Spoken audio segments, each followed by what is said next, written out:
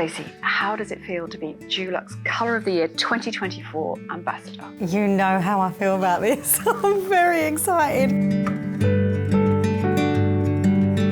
I genuinely feel like I've grown up with Dulux and it's been a huge part of my life. So to actually be asked to team up with Dulux is a real dream come true.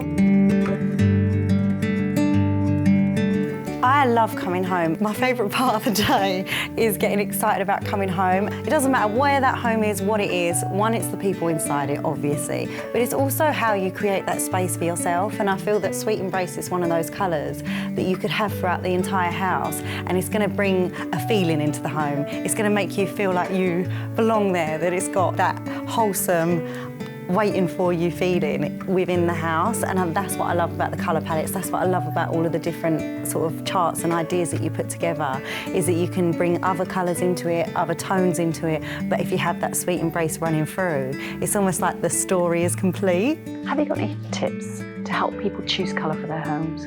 I honestly think it's hard choosing colour. That's why I love Colour of the Year and the colour palettes, because someone has picked those colours, put them together and really thought about it for you, so you don't have to. As much as it's amazing having, you know, 1,000 different colours, it's also overwhelming. So go to those charts, use those palettes, trust someone else's vision.